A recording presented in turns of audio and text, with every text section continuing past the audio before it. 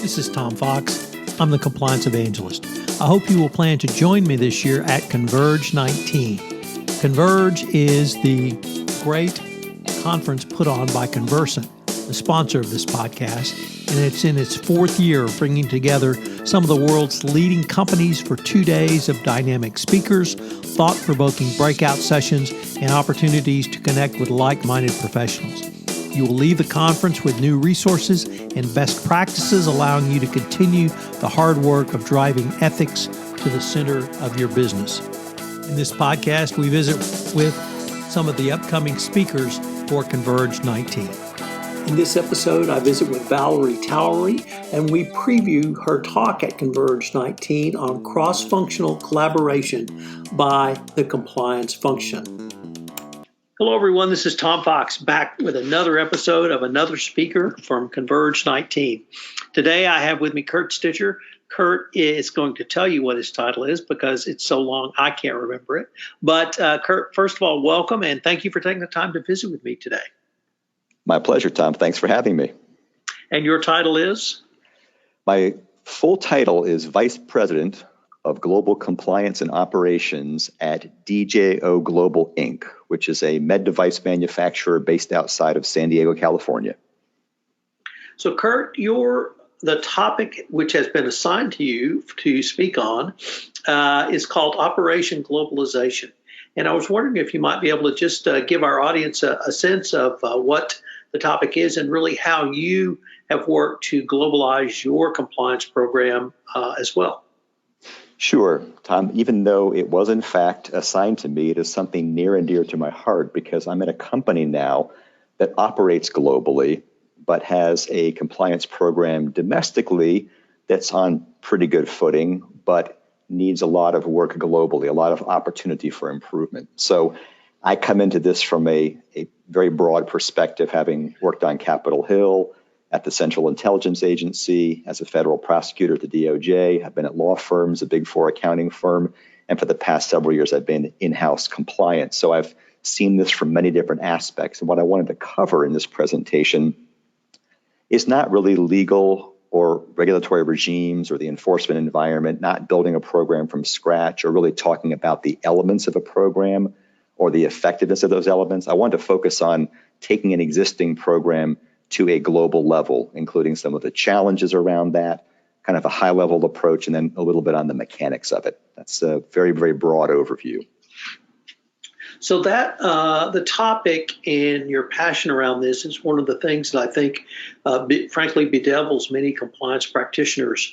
And it bedevils them because even for a multinational organization, and having worked in several, you still get outside the United States some sort of comments, remarks, or even pushback that we understand it's an American law, but we don't want to do it that way. How do you deal with that sort of commentary?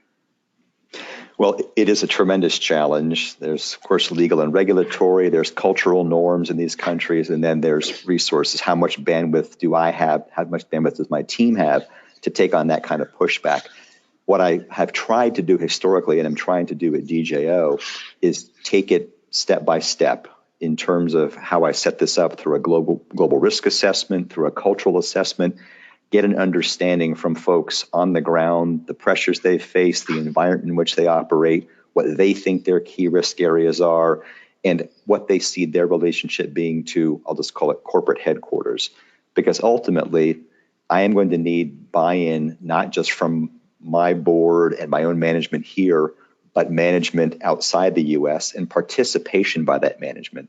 So again, historically, and what I'm doing currently is using myself as the lead on this, trying to emphasize my empathy for the situation they face, try to develop my credibility, my rapport, that of my team, and work very closely with local leadership to understand what are the cultural norms, what is the business environment, what is the nature of the pushback, because the last thing I want to do is come across as a suit in a corporate ivory tower based in the States where I have my own environment to deal with and appear that I'm imposing on folks outside the country our norms, our environment, our rules and regulations and our policies without regard to how they might be operationalized globally.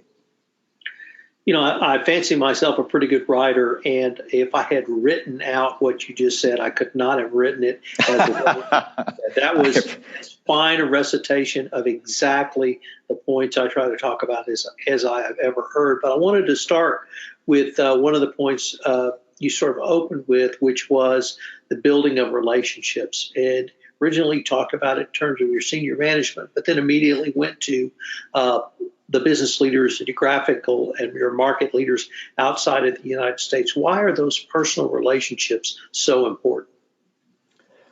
At a very basic level, our business is based on personal relationships. My belief as a compliance officer is that if I cannot build rapport, relationships, and credibility, everything else I do is going to be lost. And that's something I'm always emphasizing to my team.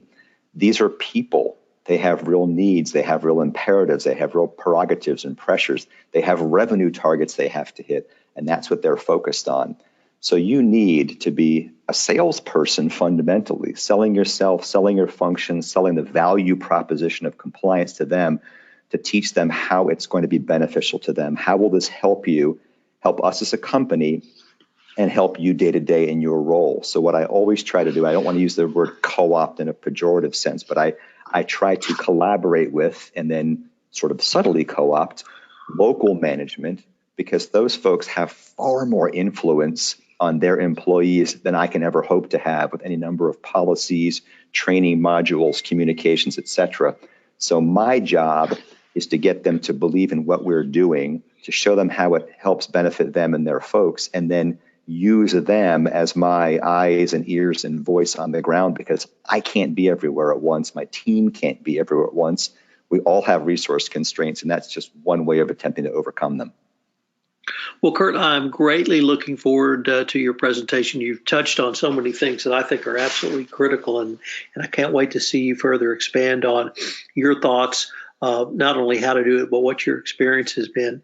I wanted to thank you for taking the time to visit with me today, and I look forward to meeting you at Converge 19.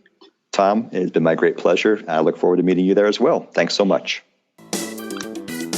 Hello, everyone. This is Tom Fox again. I hope you'll plan to join me for Converge 19. It's going to be a great conference, probably one of the top conferences of this year, both in terms of educational sessions, breakout sessions, and individual moderated conversations. I know you will enjoy it. I have a few discount codes available for complimentary passes to Converge 19. So if you're interested, please email me at tfox@tfoxlaw.com. You can find out more information about the conference on the show notes that accompany this podcast.